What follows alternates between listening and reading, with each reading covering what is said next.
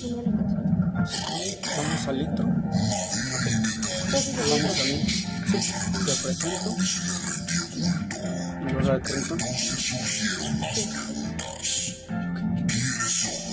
¿Se oye, no?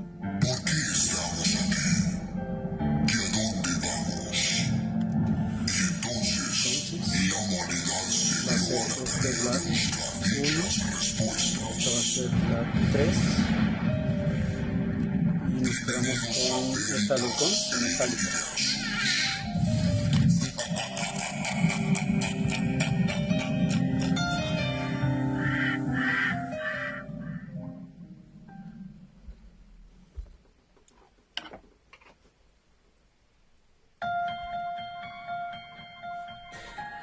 Hola, ¿qué tal? Muy buenas tardes tengan todos ustedes. Una tarde súper calurosa, ya a finales del mes de mayo. Mi queridísima Diana, qué milagro. Qué milagro, ¿verdad? Así soy milagrosa. Ya tenía rato que no te veía por acá. Como ustedes saben, ella nos ha estado acompañando en algunas emisiones, obviamente cuando tratamos temas de lo que es la psicología, y en esta ocasión, como lo podrán haber ustedes haber visto en el flyer del programa, vamos a estar hablando de la psicología del feminicida. Iba a decir feminista, pero es que sí hay varones feministas, pero ese es Pero el término, fíjate, Asmisael, primero que nada, muchas gracias por haberme invitado.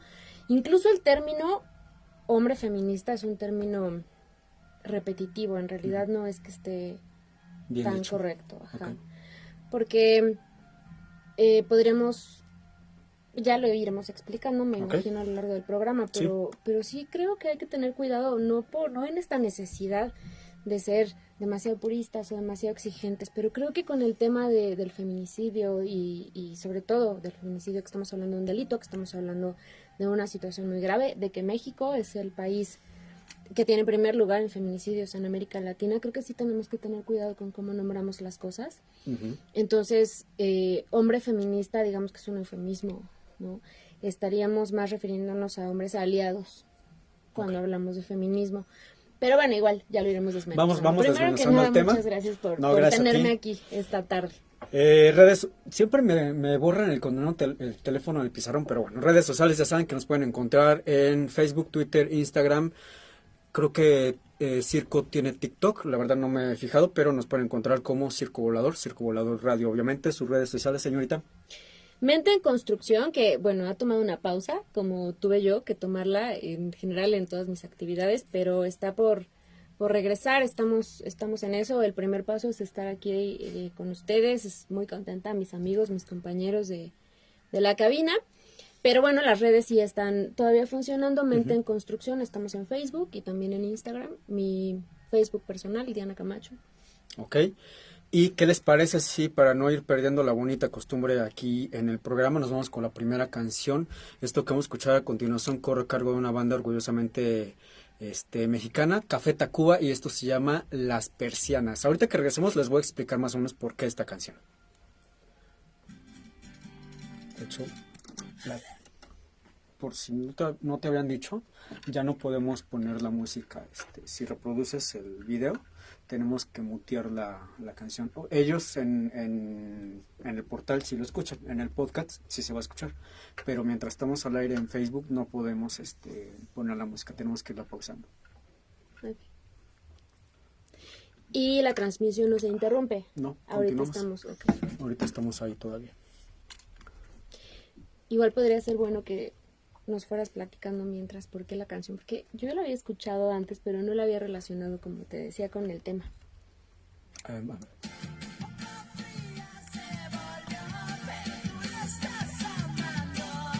Eso sí se escucha en la transmisión de Facebook.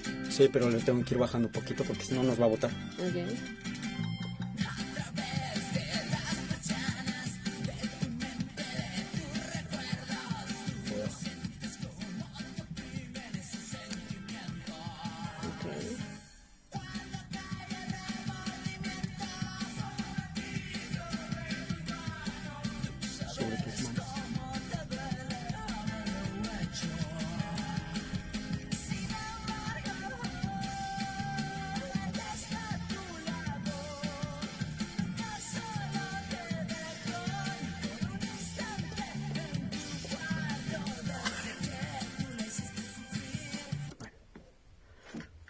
no lo dice tan abiertamente, pero sí habla de un... Bueno, ahorita lo platicamos ahí.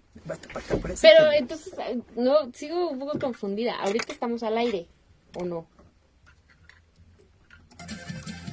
Espera.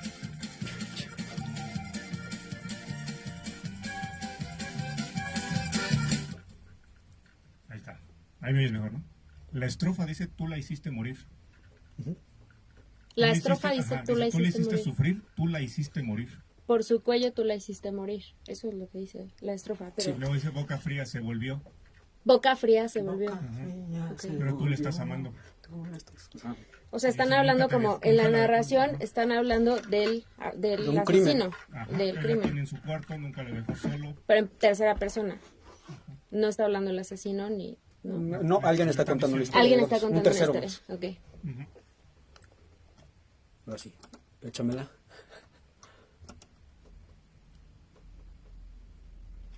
A ver, no voy a quitar esto. Ahí que tú todavía cabes un poquito más en cuadro. Ahí está. Yeah.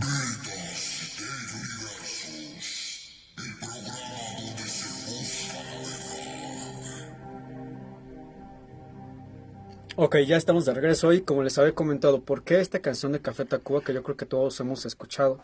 De hecho, es de las que a mí más me gustaban por el ritmo y de hecho viene en un disco que es recopilatorio y después le hicieron ciertos arreglos, pero bueno, la versión que escuchamos ahorita digamos que es la original. Hay unas partes de la canción donde habla primero de, digamos que un mirón, alguien que mira a otra persona a través de las persianas, pero después un acosador, ajá, que se va convirtiendo de, ay, la vecina está guapa, la vecina me gusta, pero ya después viendo qué hace, qué no hace, dónde sale, etcétera. Y ya después conforme va pasando la letra de la canción, ya habla incluso de un no podemos decir la palabra tan abiertamente, pero digamos que una sofocación, y habla incluso que por tus manos la hiciste ¿Por qué no morir? Podemos hablar de porque como estamos en transmisión en vivo y Okay. incluso no sé si te has dado cuenta que en canales y podcasts, tanto de YouTube como otros programas, el sistema ya no te deja decir ciertas palabras porque si no o te baja el video o te bota o te quita la página. Aunque las personas no se quejaran. Exacto. No tiene que ver con eso. No, porque es un algoritmo que está ahí en la red y que te detecta. Es más fácil, sinceramente, decir groserías como si estuviéramos en Tepito que decir ciertas palabras, irónicamente, ¿no? Pero no nos vamos a poner ahorita a hablar como si... Perdón, pero, o sea, ¿te refieres al...? Mira, no podemos decir... Al crimen. Sí puedes decir la palabra. Crimen sí. Pero, por ejemplo, no puedes decir kill en español. ¿Qué quiere decir en español? Okay. Pero puedes decir, lo mandó al cielo, lo desvivió. Sí, yo sé que suena muy tonto, pero pues ya me entiendes la idea. Ok, entonces... es que también, ¿sabes qué pasa? Perdón, es Misal, que Mente en Construcción casi no hace transmisiones, o no hace transmisiones en video. Entonces esto es un poco nuevo para mí, lo cual también agradezco porque se aprende siempre. Pero igual tienen ustedes un canal en YouTube donde hacían No hacemos ya no hacen cápsulas ni nada de eso, cápsulas no. Hicimos una para festejar un aniversario del Circo Volador Radio, pero no fue en tiempo real, me refiero, o sea, que como este ejercicio que es justo como como estar en tiempo real. Pues estamos en tiempo, pero bueno, ok. Híjole, cuando yo me puse a investigar un poco más de este tema, porque aparte de que es un tema sumamente sensible que atañe a toda la sociedad, toda la comunidad, ¿crees que todo se encapsula en una sola palabra, que es el feminicida o el feminicidio, que es alguien que mata a una mujer o alguien que mata a varias, que se convierte prácticamente en un asesino serial, pero solamente de mujeres, un feminicida? Pero estaba revisando aquí mis datos, resulta que hay muchos tipos de feminicidio. Por ejemplo, feminicidio íntimo o de pareja, que obviamente es el que es ejercido del novio a la novia, del esposo a la esposa, la pareja al cónyuge. Tenemos el feminicidio sexual sistémico, feminicidio familiar íntimo, uno que se le llama de Russell, de conexión, de extraños Russell, no íntimo, social o encubierto, por ocupaciones estigmatizadas, obviamente en nuestro país gravísimo, por narcotráfico. Tenemos ahí el lamentable caso de todas las muertas de Juárez, que fue el resultado de todo esto, pero está tipificado esto de esta forma. De hecho, de datos duros de la ONU, tenemos que, por ejemplo, en el 2017 la cifra fue de 87,000 personas a nivel mundial, que la verdad es que yo creo que el número se queda corto, como muy siempre. corto a nivel mundial. Y de estos 87,000 feminicidios, el 58% fue por parte de la pareja. O sea, no fue, no sé, en la calle, en el trabajo, que obviamente también en el trabajo, pero todo básicamente fue ejercido por la misma pareja, que es algo que también da miedo. Vives con una persona, convives con una persona 24/7, duermes a su lado, comes a su lado, o sea, tienes una vida y de repente, ¡pum!, pues algo pasa, ¿no? Y es algo que me gustaría mucho que fuéramos entrando en el tema. ¿Qué es lo que pasa? Si pudiéramos explicarlo, tratar de explicar qué es lo que pasa por la mente de esta gente. O sea, no un asesino tal cual, sino un feminicida. Son por traumas de la infancia, es porque algo sucedió en su niñez, es porque ya lo traía desde que, o sea, ¿qué es lo que podría suceder en este caso específico de un feminicidio? Bueno, pues para mí creo que es muy importante comenzar explicando que la palabra feminicida es diferente a la palabra asesino, porque tiene que ver con que un feminicida es un hombre que comete un crimen de asesinato por causas relacionadas en la víctima que tienen que ver con el que sea mujer. Okay. Y esto es la escala más, digamos que el nivel más alto de los índices de violencia contra las mujeres que existen. Existen varias escalas, afortunadamente en los últimos años se usan cada vez más para determinar si una mujer está viviendo maltrato físico o psicológico, emocional o económico, estructural. Y entonces en la escalada, digamos que el último de los peldaños se refiere al asesinato, a la muerte. Y entonces los feminicidas no son personas que, como decías hace rato, ¿no? Que en la calle de pronto y entonces asaltando, no importa si eres mujer o si eres hombre, tiene que ver con personas que de manera, si no consciente, sí premeditada, sí anterior al crimen, digamos que con antelación y a lo mejor durante mucho tiempo, escogen a sus víctimas y las someten a, digamos que a conductas de violencia sistemática que culminan con un asesinato, pero que tienen que ver, como te decía, con la condición de ser mujer, y eso tiene que ver con la vulnerabilidad física, económica, social, laboral, que existe todavía en todo el mundo, ¿no? Como condiciones naturales en las que las mujeres tenemos que desarrollarnos. Entonces, sí, esta clasificación que mencionabas, digamos que es la más, pues, utilizada de los tipos de feminicidios, y hay feminicidio incluso indirecto, activo, que es pues la muerte, digamos, a sangre fría, el que tiene que ver con lo vincular con una pareja. Y bueno, respondiendo a tu pregunta, porque creo que sí es un tema muy amplio y, como tú dices, muy sensible y también muy importante, ¿no? Y también poco nombrado, quizá. Ahorita que decías, es que hay palabras que no se pueden decir, yo pienso, y deberían sí, ¿no? Y deberían sí decirse, porque es la única manera de llevar a cabo como una labor de verdad de prevención. A mí me ha pasado, incluso recientemente, que cuando yo hablo algo acerca del feminicidio o incluso de machismo o de patriarcado, es como, pero también las mujeres matan, sí, pero las mujeres no matan por las mismas causas.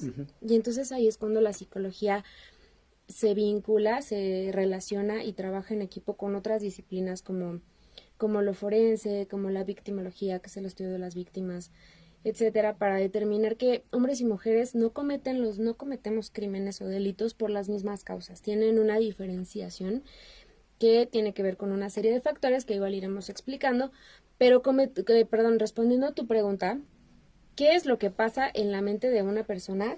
Es una respuesta que se gesta como a lo largo de mucho tiempo para que una persona pueda llevar a cabo este tipo de crimen.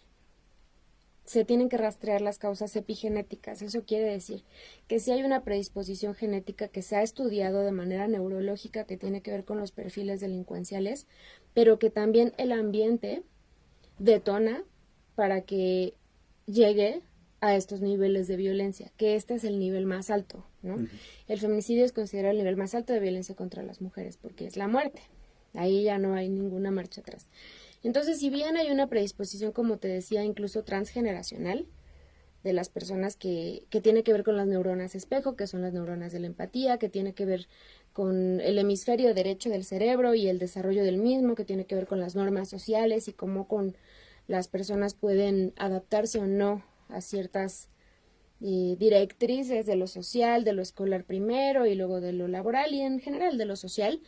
También tiene que ver con el ambiente en el que se desarrollan y todas las conductas y todas las actitudes que tenemos normalizadas como sociedad, que son violentas, que son hostiles, que son a lo mejor de mucha carencia, ¿no? Hablando de violencia estructural, bueno, claro, hablabas de narcotráfico. El narcotráfico existe porque hay todo un sistema detrás económico y social y político que permite que se normalicen ciertas cosas que en realidad están fuera de lo saludable, de lo conveniente, de lo óptimo para favorecer el desarrollo de niñas, niños y adolescentes, y que desde ahí, ¿no?, empieza a surgir sí un perfil que digamos culmina en el peor de los casos en este tipo de crímenes. Ahorita que estabas comentando eso, que la verdad es que es muy... la gente cree que, por ejemplo, un asesino simplemente un día se le bota la canica y empieza a matar gente, o etcétera, ¿no? Han habido casos en los que el detonante ha sido o el abuso de alcohol o el abuso de ciertas drogas que la persona pues ya totalmente perdida no reconoce a la mamá o al papá y lo mata, ¿no? Son varios factores, pero por ejemplo, se me viene a la mente... El último caso más sonado, muy lamentable en la Ciudad de México, ocurriría hace poco más, que te gusta, un mes y medio, en la delegación Iztacalco. Resulta que esta persona, y él lo que comentan cuando viene en el MP y todo eso, él comenta que o sea, a veces no es que uno se ría porque cause gracia, no es que no lo logras, por lo menos yo no lo logro entender cómo esta gente lo ve. O sea, él dice... Es que vi que la muchacha estaba sola en su casa, la mamá había salido, vi la oportunidad y comencé a abusar de ella. Pero como ella comenzó a gritar, llegó la mamá, pues no me quedó otra más que tratar de llevarlas al cielo a las dos, ¿no? Entonces ahí podríamos decir que el crimen, él iba por una cosa, digamos, pero resultó ser otra. En un momento él perdió el control, entre comillas, de la situación y de un abuso terminó en casi un doble asesinato. Pero resulta que el tipo ya tenía en su haber por lo menos 8 o 9 asesinatos de mujeres. Entonces él no era vamos a llamarlo, si es que se pudiera llamar tal cual, un feminicida de ocasión, sino que era alguien que lo contemplaba, lo planeaba. Aparte, estamos hablando que era una persona estudiada, no era el vago de la calle, el por 8 de la calle, el drogadicto de la calle. Era una persona estudiada, un laboratorista químico, si no mal recuerdo. Y tenemos por el otro lado, comentabas hace un momento, que obviamente también las mujeres matan y que también en la historia han habido mujeres que no solamente se han convertido en asesinas seriales, sino también, y no sé si se puede utilizar el término, en una mujer como también feminicida o lo dejamos como simplemente asesina en serie. Y estoy hablando de la famosa Mataviejitas, que esta mujer en su haber atacaba solamente... En primera, personas de la tercera edad, y en segunda, todas femeninas. Todas mujeres.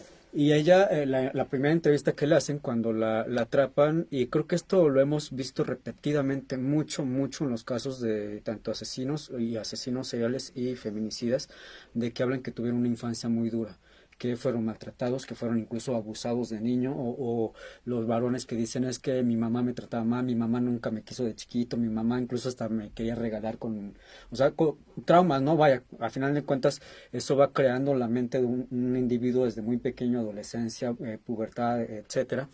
Entonces, y el entorno que mencionabas, yo creo que todo eso se acumula, ¿no? O sea, no es una excusa para decir es que el entorno en el que yo viví, o sea, la colonia me hizo así, la delegación me hizo así, el estado me hizo, pero creo que sí tiene que ver, sí, y la familia también tiene mucho que ver. Tiene que ver porque estamos hablando del modelo de comprensión que se utiliza para entender las patologías o las psicopatologías es un modelo ecológico, y esto tiene que ver con que tome en cuenta el ambiente en el que nos desarrollamos, crecemos y nos desenvolvemos, ¿no? Pero fíjate, mencionabas, por ejemplo, esta parte en la que es que las drogas y el alcohol son como detonantes, sí, porque lo que hacen las drogas y el alcohol y las sustancias psicoactivas es que adormecen justa parte del lóbulo frontal del cerebro, desfronterizan, dicen. Desinhibizan. Ajá. Y entonces lo que pasa es que hay mucho más digamos que actuación de impulsos agresivos e impulsos negativos, se ponen más en manifiesto, porque se quita el freno social, se adormece el freno social y entonces las personas se dan permiso de llevar a cabo una serie de conductas que quizá no harían sin la sustancia, pero eso no significa que la sustancia sea la causa. Eso por un lado. Y por otro lado también esta parte que dices es que no es el T/8, es que no, lo que pasa es que esos son estigmas. En realidad, las personas que cometen este tipo de delitos, pues sí, estos feminicidas. Sí. Estos feminicidas, lo que pasa es que una de las principales características del perfil psicológico que tienen es que tienen una muy buena imagen pública. Son personas funcionales y en realidad de muchos asesinos o incluso sociópatas, ¿no? Pues recordemos las películas, recordemos incluso estos casos que mencionas, son personas que tienen trabajos estables, que tienen incluso alguna posición de liderazgo dentro de sus comunidades, etcétera. O sea, son personas que son reconocidas. ¿Por qué? Porque justamente este lugar que tienen dentro de su grupo les permite afianzar, digamos, las conductas que están fuera de lo legal, las conductas violentas. No sé si tú te acuerdas la historia que dio como origen a la película de eso, del payaso. ¿Del o sea que libro de sí, Stephen King? sí hubo un asesino en Estados Unidos que además era un activista dentro de la iglesia. John Wayne Gacy. John Wayne, claro. Que tenía en su jardín enterrados muchos niños, ¿no? Entonces, bueno, todas las ficciones que parten de una realidad que es así de apabullante, ¿no? Y que es así de impresionante. Pero justo, era una persona reconocida, era un líder dentro era un de su tipo sociedad, que desayunaba con el gobernador, o sea, prácticamente él, ¿en serio te cae? Pero, o sea, ahora es que justo, es el del que menos te lo esperas. Pero es que tiene que ver con eso, ¿no? Ajá. Tiene que ver con eso, esas personas que construyen todo el personaje con el que se cubren estos impulsos tan oscuros y estas conductas pues tan violentas y tan, ¿cómo poder decirlo? Como que acaban con la vida, ¿no? No sé si tú hayas o sepas, por ejemplo, el caso de Ted Bundy. Sí, claro. Este tipo crea totalmente un personaje. Bueno, es que tenía varios con personalidades el tipo, pero básicamente primero era atractivo, educado, culto, económicamente responsable, digamos, ¿no? Tenía un buen trabajo, etcétera. Y una parte de su fachada precisamente es la que le da a conocer a una mujer de la cual se enamora, y de hecho él hasta convive con la hija, tenían planes de casarse, o sea, cuando truena la bomba, la mujer está en shock, o sea, dice, oye, no, pero es que... ¿Cómo? Pasé Navidad con él, Día de Gracias con él, cumpleaños con él, y yo creo que el punto donde a ella más se horroriza es, convivió con mi hija, o sea... Y por el otro lado, el tipo buena onda que se sentaba a la mesa, que partía el pavo en Día de Gracias, que posaba para la foto navideña, era el mismo tipo que se subía al Volkswagen que conducía y levantaba chicas y las... Bueno, ya sabemos todo lo que hizo Ted Bundy, ¿no? Entonces, tiene mucho eso que comentas de que necesitan como crear una pantalla, o no sé, una personalidad, un personaje. Un personaje. Para, y bueno, Ted Bundy ni se drogaba, ni bebía, creo que nada más fumaba el tipo, pero nada de eso, o sea, no podremos decir, güey, ¿qué te pasó? O sea, ¿en qué momento se te descompuso la mente? O sea, ¿en qué momento te desviaste y pasaste de ser, o de tratar de ser, porque incluso en Netflix hay unos documentales muy buenos, uno es las cintas de Ted Bundy, y hay otro de las cintas de John Wayne Gacy, y en las cintas, pues él dice, es que yo la amaba. O sea, yo sinceramente amaba a esa mujer, yo sinceramente amaba a la niña. Y le preguntan, pues sí, pero mataste a tantas mujeres. Sí, pero eso no quita que yo la amara. Entonces te quedas y dices, oye, entonces, psicológicamente es posible. O sea, es posible que vamos, en base, tal cual, que un feminicida, que podríamos pensar que odia a las mujeres a tal modo que les quita la vida, por otro lado es capaz de amar a una mujer, de entregarle su cariño. Sí es posible, pero fíjate, lo que estás diciendo tiene que ver con el amor romántico, y el amor romántico es uno de los grandes conceptos que alberga el sistema patriarcal. Es como hacer esta división, ¿no?, en la mente de los hombres y de las personas en general, como decir, es que tengo a mi esposa que entonces está súper idealizada y es esta figura súper romantizada, perfecta, inmaculada, que no se toca, que no se... Y por otro lado está el resto, ¿no?, de las mujeres en las que puedo matarlas y puedo abusar y esta división que existe y esta decisión en donde en realidad no hay una percepción objetiva de la otra persona, de las mujeres como en su dimensión como personas, valga la redundancia, no son personas, son o lo máximo idealizado esta mujer o el resto de la población, este tipo de, ya no sé si puedo decir groserías, Karina, sí. staff, sí puedo. Sí, el América y también los demás. Esta idea, ¿no? Tan común en nuestra cultura que es como todas las mujeres son unas putas, menos mi mamá. Y mi hermana. Y mi hermana. Es esto. Sí. Este pensamiento dicotómico todo o nada de todas las mujeres versus ninguna mujer es al final una percepción poco objetiva de la realidad y la génesis de no puedo respetar a alguien que yo no veo como una persona. Y entonces si las mujeres solamente estamos en el lugar de ocupar cierto rol, pues no tenemos una digamos, integridad como persona y menos como par, y tampoco somos sujetas de derechos, ¿sabes? O sea, y eso, aunque puede sonar, y de verdad yo cuando lo vuelvo a leer y cuando lo vuelvo a estudiar, me parece de pronto muy anticuado, muy retrógrado, me provoca incluso, si te confieso, Misael, un poco de irritación, pero si lo observo en los contextos más cotidianos, en el día a día, con las personas, incluso con la gente con la que puedo trabajar y todo, digo, es que sí hay muchos discursos, que todavía hay muchas narrativas, que todavía están muy en esa línea, ¿no? Y que son muy sutiles quizá. Por ejemplo, yo te puedo decir que yo había escuchado la canción que pusiste, que escogiste como intro 1000 veces. Y hasta bailada y todo. Sí, sí, sí. Y no había conectado, aunque sí la había escuchado, no había conectado con el significado que tenía y con la relación que tenía. Sé que estamos hablando de un crimen, de la narración de un crimen. Y así me ha pasado con muchas cosas. En este proceso que yo he tenido, primero de estudiar psicología, luego de estudiar psicoterapia, luego de estudiar feminismo y luego de estudiar psicoterapia feminista, que han sido momentos muy diferentes, escalones muy diferentes. Me ha pasado que yo he tenido que cuestionarme, obviamente, en mis preferencias, en mi vida, muchas cosas, ¿no? Y hay cosas series que yo ya no puedo ver igual, canciones que yo ya no puedo escuchar igual, bandas que yo ya no puedo pero ¿sabes? creo que eso es bueno, ¿no? Consumir igual. Mira, no sé si sea bueno me o sea refiero malo. para tu persona, o sea, es bueno porque ya eres consciente de lo que estabas viendo. Y a veces la conciencia no es tan agradable. Bueno, o sea, hablando de eso, ya perdón, me entendiste lo que quiero decir. Sí. O sea, lo que quiero decir es sí es inevitable, pero de repente sí es como, ay, yo quisiera poder otra vez escuchar a Molotov, que me encantaba, sin estarme cuestionando todo el discurso, ¿no? Que nos repetimos durante tantos años. Creo también que los extremos y estas restricciones como de satanizar y ya nada de eso y ya pues nos tendrían a las feministas viviendo en un mundo de puras mujeres, en donde a mí la verdad es que sí me caen muy bien los hombres, ¿no?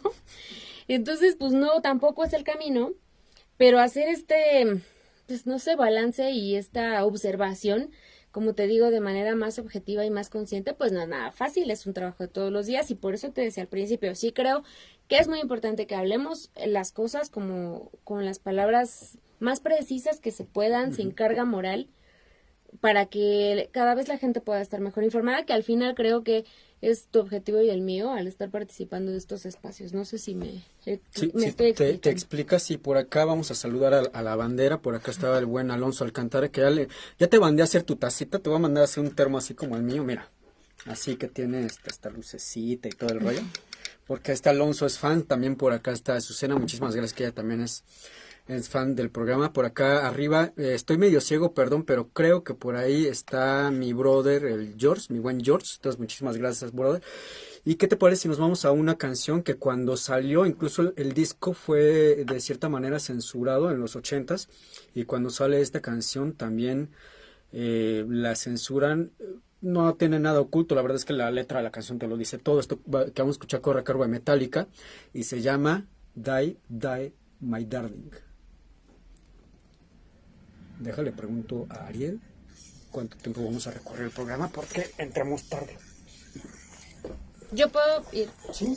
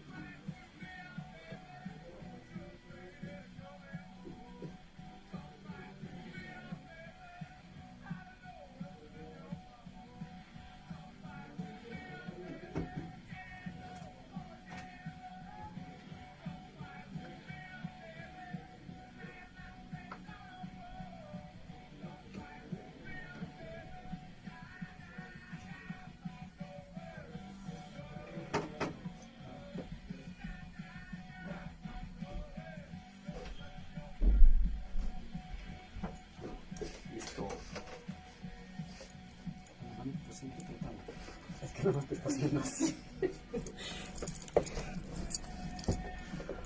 Lo vamos a recorrer, con toda la última canción, lo vamos a recorrer 7 minutos.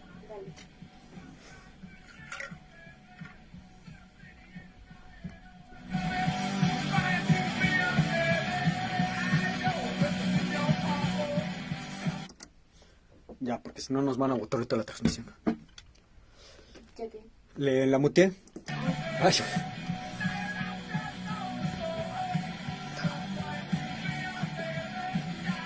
Ya tráete tus audífonos. ¿Para qué?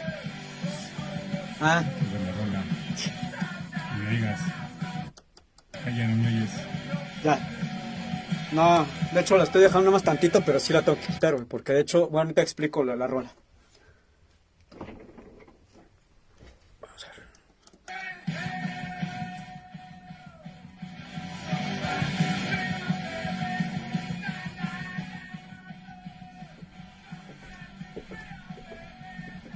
Ya, porque si no nos van a botar. Supongo que nunca había escuchado la canción. ¿Por qué lo supone? Porque es Metallica. Escucho Metallica. ¿En serio? Sí. ¿Cómo se llama ese disco? No, o sea, escucho. Pero bueno, o sea, pero sí. El disco se llama No soy fan. Killian, Sí los algo conozco. así es. Pero ahorita también en lo particular de esa rola.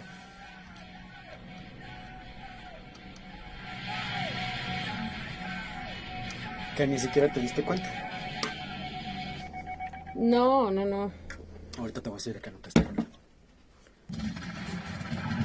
En el podcast ¿Sí? ¿Se va a escuchar la canción? la canción nada más, pero esto No, esta nada más conversación acá.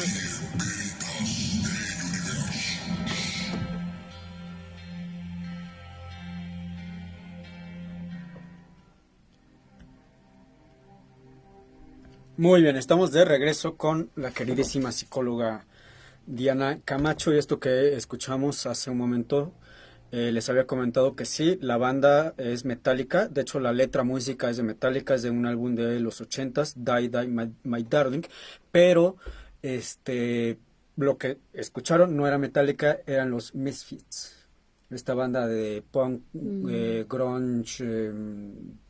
No soy muy fan de esa banda, pero me gustó mucho el cover, entonces por eso la traje a colación aquí en el programa. Iba a poner otra canción, era lo que platiqué ahorita con Ariel Galván, que él es nuestro ingeniero de audio y quien corre a los duendes en cabina cuando se atraviesen ahí a media Pensé que decir transmisión. quién corre a los locutores cuando se tardan mucho. Pues, No, también. nada más nos prende y nos apaga la luz, así como en el antro. Y, órale, güey, órale.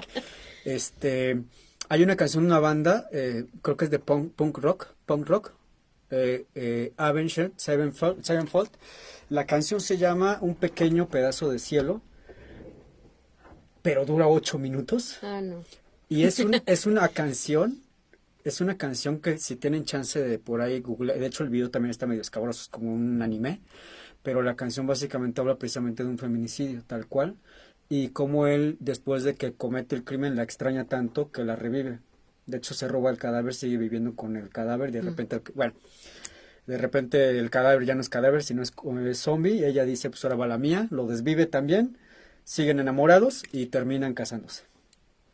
Sí, está torcidota la historia, pero... Pero era lo que te decía hace rato, o sea, al final todas esas ficciones sí parten de hechos reales. ¿Qué más torcido que estas historias que mencionabas, Ted Bundy, el payaso diabólico, que John Wayne, ¿verdad? John Gacy, güey. Y también en México incluso, ¿no? Igual y eso daría para otro programa. Porque en México el contexto, o sea, lo sociocultural, la verdad es que también sí permea otros significados y tiene otras connotaciones que también me parecen muy interesantes. Porque otro de las características del perfil psicológico, que fue lo que me pusiste a estudiar para este programa de radio. No, pero si se ve que ya lo tienes, pero si bien trabajado el tema. O sea, es más, si quieres me salgo y te dejo aquí. No, pero es que, no, la verdad es que y fíjate que me estaba yo acordando que el tema, y en realidad, y me voy a echar mi comercial, yo amo profundamente la psicología, ¿no?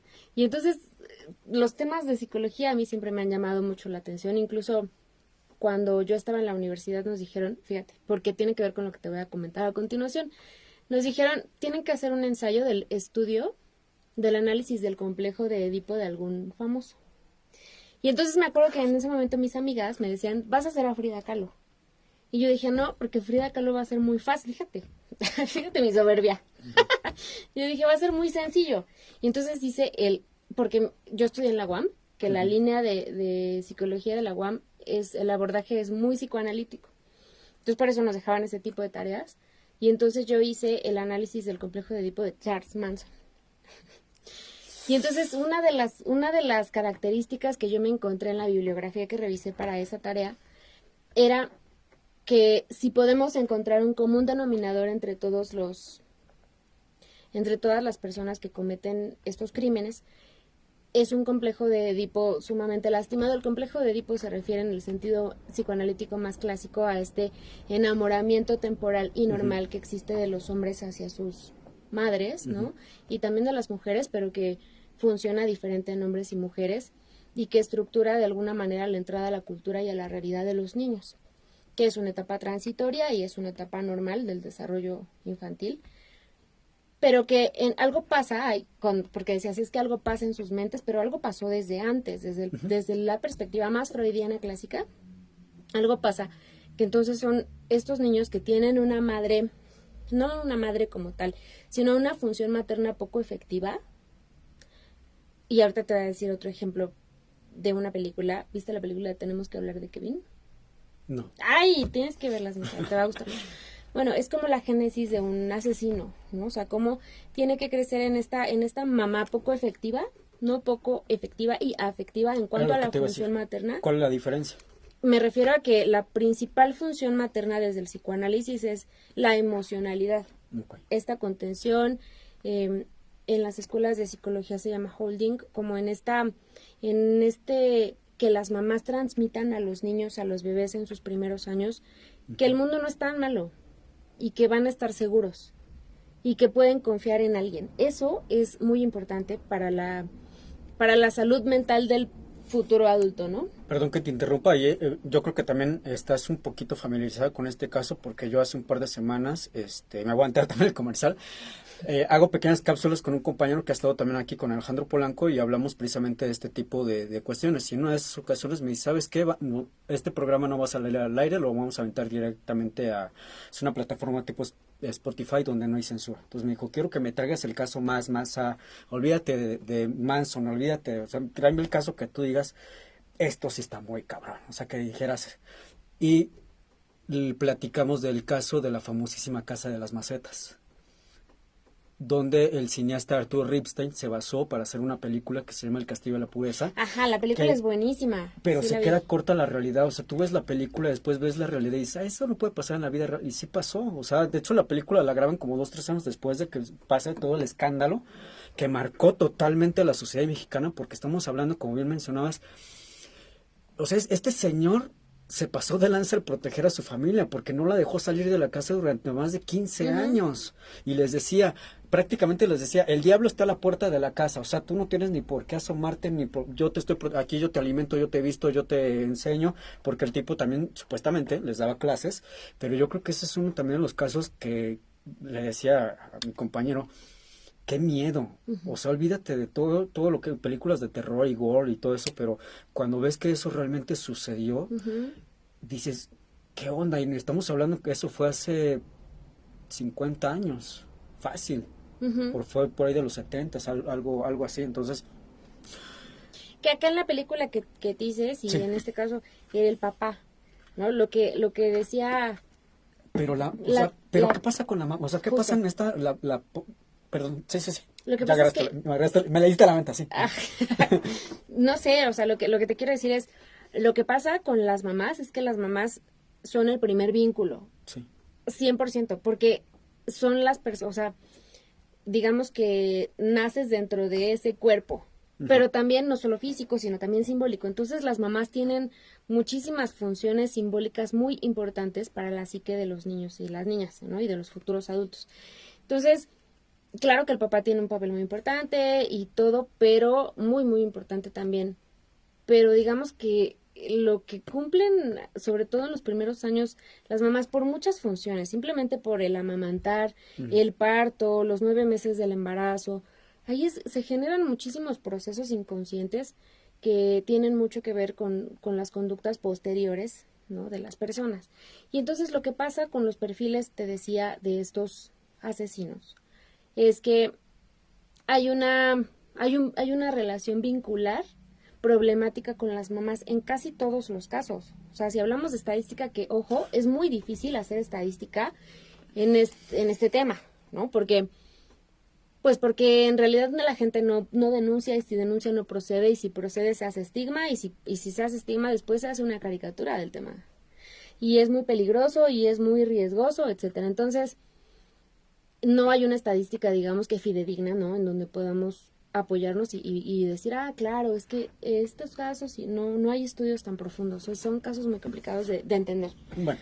Pero en todos los casos que se conocen hay una ruptura entre en la crianza, durante la crianza, ¿no?, entre el niño y su vínculo materno. Y ahí te voy a decir, ojo, no siempre es la mamá, a veces es la mamá adoptiva, a veces es la casa hogar, a veces es la mamá, el papá soltero, ¿no?, Papá, que cumple mamá. funciones maternas, pero algo pasa ahí que no se establece esta relación de confianza en el mundo. Lo que pasa es que, a ver, no hay criatura más indefensa que un bebé humano. Entonces, cuando un bebé humano pues acaba de llegar al mundo, necesita 100% que alguien se haga cargo de toda su vida, o sea, de sus cuidados, de su alimentación, de su sueño, de su protección. Y si estas funciones no se llevan a cabo de manera, por lo menos decía Melanie Klein, que era una psicoanalista mujer, por cierto, decía lo suficientemente buena. Ella decía, con otras palabras, obviamente, ¿no?, pero decía, no tiene que ser una mamá perfecta.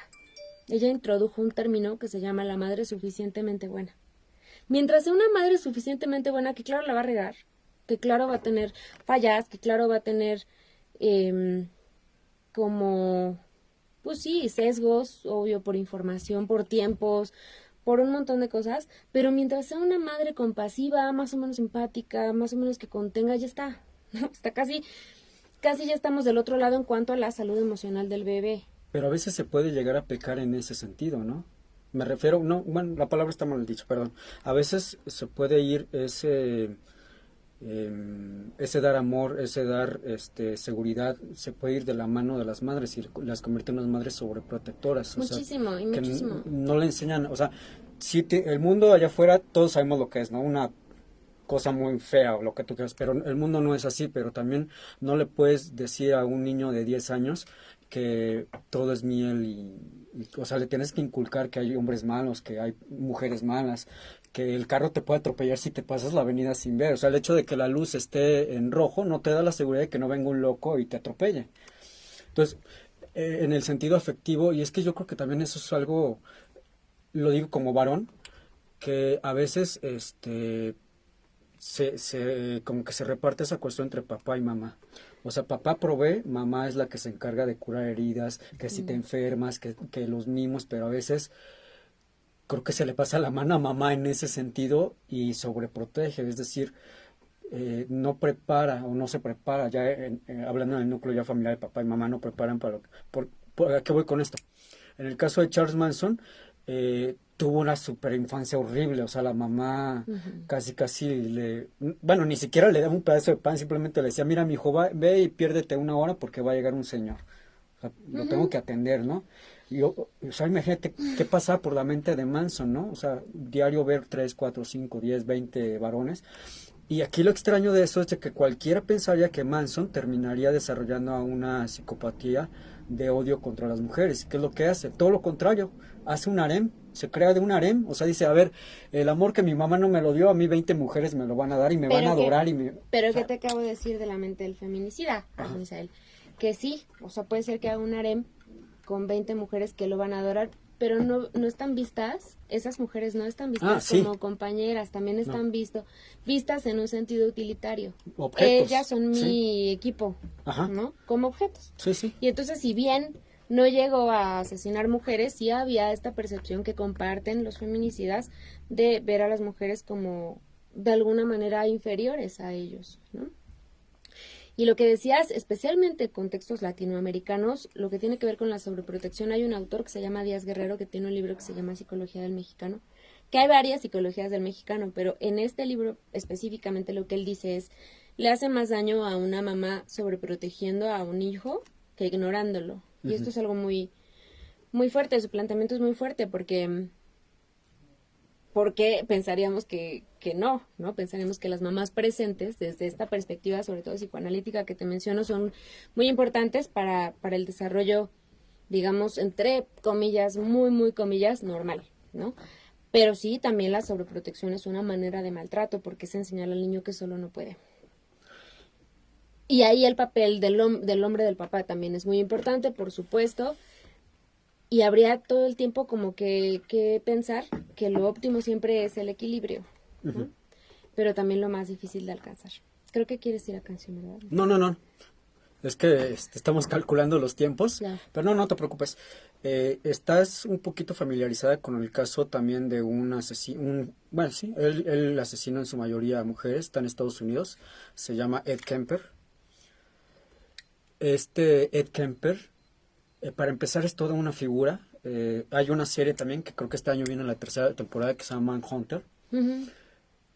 En varios capítulos aparece este tipo. Es una persona casi 2 metros de altura, de 120 kilos, y es una persona con la que te puedes sentar y platicar de lo más calmado posible, de lo que tú quieras. Pero ¿qué es lo que hizo ese tipo para estar en prisión? Creo que él está de por vida, no le dieron pena de... Bueno, yo creo que es uno de los casos más aplicables de lo que comentas, de que también la sobreprotección no es, bueno, es que en el caso de Ed Kemper no solamente le hizo mal, le fastidió la psique, porque él es el claro ejemplo de lo que mencionabas. Mi mamá es lo máximo, porque mi mamá me crió sola, porque mi mamá me dio todo lo que yo necesité, porque no hubo papá, pero mi mamá es mi heroína, ¿no? Y eso pasa mucho. Y todas fíjate. las mujeres no son como mi mamá, o sea, ella está fea, ella está gorda, ella es Está tonta, demasiado, o sea, es imposible llegar a ese... y comienza a asesinarlas. Ajá. ¿Por qué? Pues porque no se parece. Y él mismo lo confiesa. ¿Por qué las mataste? Pues porque no eran con mamá. ¿Y qué termina haciendo? Matando a su mamá. O sea, creo que llega un momento en la mente de Ed Kemper cuando él mismo se da cuenta de que, pues, es que se me hace medio delicado decirlo, pero de que su mamá le hizo daño. O sea, de que su mamá, de cierta forma le echa la culpa, ¿no? De que el monstruo en el que él se convirtió, cierta culpa la tuvo su mamá, y es cuando él decide pues también a ella quitarle la vida, y es por los crímenes que está en el tanque. Y esta persona, como te lo menciona, te lo explica de una manera irónicamente lo más racional posible, porque no es un loco. O sea, el tipo es muy racional. De hecho, está todavía en el tanque, sigue vivo, y es sujeto de estudio de tanto el FBI como de escuelas de psicología, de pasantes, de personas que están escribiendo libros. Esto quiere decir entonces que también, si bien un feminicida es alguien que le tiene cierto odio, ¿no? O coraje a una mujer, por XY, la razón que tú quieras, porque si no, no les haría daño. Y como mencionamos al principio del programa, todo va escalando. Va escalando con, por ejemplo, insultos, no sé, no te vistas así, o al revés, ¿no? Porque estás fodonga, o cosas así, va escalando, ya después es un manotazo, ya después es un golpe, un empujón, que empieza súper sutil, empieza a subir hasta que llega un momento en el que le quita la vida, ¿no? Y fíjate, creo que ya estamos cerca del final y me gustaría nada más decir 3 cosas para terminar de redondear, ¿no? Lo que planteábamos y bueno, una de ellas es que otra de las características de estos perfiles es que hay un interés muy importante en cuanto al ejercicio del poder. Como estamos hablando de complejos de inferioridad causados por una madre o ya bien ausente o bien que está demasiado aplastante, digamos, en las personas, en este caso en los hombres, entonces siempre hay como una fascinación del sometimiento, ¿no? De claro, establezco relaciones especialmente con las mujeres en las que ellas al estar en segundo lugar, de alguna manera están pues sometidas, ¿no? Y entonces yo tengo el poder y tengo el control y eso a mí me baja la ansiedad y me permite funcionar y me permite ser esto que decíamos al principio, esta figura socialmente reconocida. Por otro lado, también hay una internalización de los estereotipos de género, pensar justo que existen básicamente 2 tipos de mujeres, ¿no? 2 categorías de mujeres, que es o la puta o la santa, ¿no? O la virgen o la así, como estas caricaturas, ¿no? Que nos han vendido durante tanto tiempo, este libro tan famoso que yo siempre lo menciono y lo recomiendo porque a mí la verdad es que me parece maravilloso, que es Los cautiverios de las mujeres de Marcela Lagarde, que es puta, virgen, monja, loca, ¿no? Y lo que decías también, los feminicidas no son locos, eso cuando estaba preparando el programa lo estaba leyendo en una frase y me pareció muy acertado. Los feminicidas no son locos, son hijos sanos del patriarcado. Esto quiere decir, no es que necesariamente tengan una patología psicológica o psiquiátrica muy importante que de alguna manera justifique su actuación, sino que son hombres que funcionan muy bien en un sistema que odia a las mujeres porque le pagan menos dinero a las mujeres, porque permite que las mujeres estén siempre en este segundo lugar que te comento, porque al final eso es un resultado de un sistema social que tiene muchísimos años y que, te digo, desafortunadamente culmina en esto. Todavía tenemos tiempo, no te preocupes. De hecho, creo, mi querido Ariel, con todo y rola, ¿cuánto tiempo tenemos antes de que me corras a escobazos? Yo nada más 5 minutos y después la rola. Aunque tenemos todavía 5 minutos para más o menos ir cerrando. De hecho, me gustaría mucho, en la medida de tus posibilidades eres una persona ocupada con tu profesión y con tu escuela, me gustaría mucho invitarte a una segunda parte. No te voy a comprometer ahorita a la fecha, pero en el momento en que tú me digas, ¿sabes qué tal día tengo libre? Porque sí es un tema, sin que suene morboso el comentario, pero es interesante. Pero también es un tema muy amplio. Que sí suene morboso, ¿qué tiene? O sea, al final, ¿qué tal pero que es que el morbo ese no hace es que el la caso, gente no sí somos la escuche? revista de alarma. No, claro que no. Pero a lo que me refiero es a que si esto es interesante y a la gente le resulta interesante, es porque toca fibras de lo humano, ¿no? Todas las personas tenemos instinto asesino en realidad. Al final de cuentas somos animales y nacemos con esa... Claro, con esa cosa para defendernos, con esa pulsión. Instinto, de supervivencia. Pero una cosa es supervivencia en una isla abandonada donde terminas comiendo, no sé, cangrejitos y pero en la jungla que es el Metro La Viga, también aquí afuera. Cállate, los vas a espantar, ya no van a venir a los conciertos. No, o sea, pero... Sí, tenemos también te entiendo perfectamente. Transitar por medios hostiles. Y te lo digo también desde mi ser mujer, o sea, también... Ahora, la pregunta del $1,000,000. Sabemos, por medio de documentales y libros serios, no novelas, etcétera, sabemos que, por ejemplo, un asesino en serie, en cuanto lo meten a la cárcel, le dan tratamiento psicológico, tratan de darle tratamiento psicológico. Pero básicamente, y lo voy a decir como decía por ahí un tío, el animal cuando prueba la sangre ya no la quiere más, ¿no? O sea, hablando en este punto de vista instintivamente, por eso es que un hombre que mata a otro o a otra, mata y mata y mata hasta que o lo matan o lo detienen. En este caso, hay lamentablemente muchos asesinos y feminicidas que no los han atrapado y que siguen cometiendo estos crímenes. ¿A qué voy con esto? El monstruo de Catepec, el monstruo de Atizapán, el que agarraron en Toluca, el animal de Iztacalco, perdón, pero el animal ese de Iztacalco, les van a dar supuestamente, y digo supuestamente porque no sé qué tan cierto sea, pero les van a dar supuestamente una terapia psicológica. ¿Tú crees que eso les va a ayudar? Tú como terapeuta, tú como psicóloga, ¿crees que eso va a ayudar? No que los vayan a soltar mañana y que el tipo ya no vuelva a matar, porque ya sabemos por dónde va el asunto, pero ¿realmente tú crees que les funcione esa rehabilitación social o más bien psicológica que les van a dar? Yo lo que creo es que ningún tratamiento sirve si la persona no lo elige. Si la persona no busca la ayuda y está en el momento de recibirla, yo creo, y ese es el problema quizá del tratamiento psicológico en instituciones, ¿no? Que si la persona no llega a un momento en que dice, sí, ¿sabes qué? Sí, o sea, sí necesito ayuda, yo ya no quiero este síntoma, el que sea, o estas consecuencias, entonces podría estar con Freud, pero no sabes ese chiste de cuántos psicólogos se necesita para cambiar un foco. Uno, pero que el foco quiera ser cambiado. O sea, en realidad no tiene que ver con el abordaje terapéutico desde mi perspectiva, incluso mi experiencia, sino tiene que ver con una conciencia genuina de no querer seguir un mismo patrón. Y sí es cierto que también a veces las instituciones, la cárcel, el hospital, el internado, pueden propiciar esta conciencia, pero no siempre ocurra. De hecho, decir que el tratamiento psicológico es la panacea y la solución me parece muy arriesgado e injusto incluso para los propios psicólogos, porque es como, arréglame estos años y años de... No, es muy complicado. No, y qué bueno que lo comentaste así y la respuesta tan atinada que diste, porque por ejemplo cuando agarran, bueno, después de que pasan unos años Charles Manson en la cárcel, una de las preguntas que le hacen es, ¿qué harías si te soltamos mañana?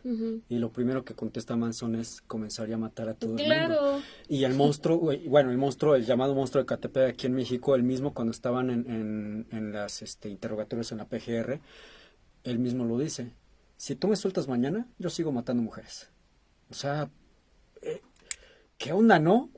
O sea, ¿qué onda en ese sentido de que él dice, sí, ya me agarraste y todo, pero si a mí me sueltas mañana, yo lo voy a seguir haciendo? Es decir, no aprendí la lección, no tengo remordimiento, o sea, tener esa sociopatía, o sea, sí, yo creo que así está mal de su, obviamente. Y acordémonos que uno de los principales pues, signos de la sociopatía es que no hay culpa.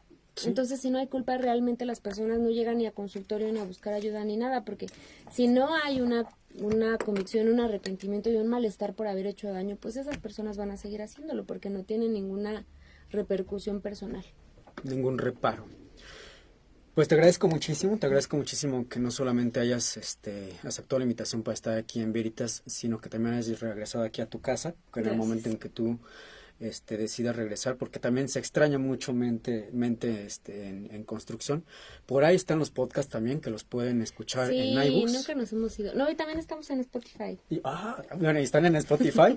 Entonces, para todos aquellos que no conocen el programa o no conocen a la señorita, ella muy participativa en todos los temas. Aquí estamos echando un poquito de relajito, pero créanme que ella cuando hace el programa es mucho más más seria. Pero no, estoy muy serio. Bueno, más o menos.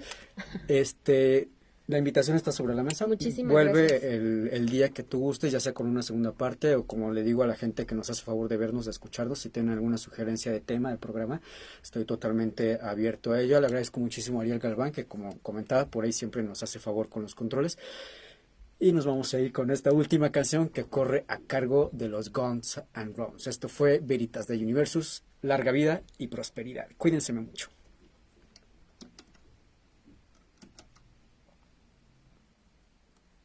Nunca latino, sí, sí. Bueno, todo el mundo lo vamos a escuchar. Ahí está. ¿Te gustan los Guns? Sí, pero igual tampoco me vayas a preguntar ni a hacer examen, por favor. Esta es una de las canciones poquito menos conocida de ellos, porque todos nos vamos con November Rain, on Mine, November, Don't Cry, y la canción también habla de un crimen. Ahorita te paso el nombre de la rola, y también a la gente ahorita cuando suba el video les voy a pasar el nombre de la rola porque se parece un poquito a de las personas de Café Tacuba y escucha el ritmo, o sea,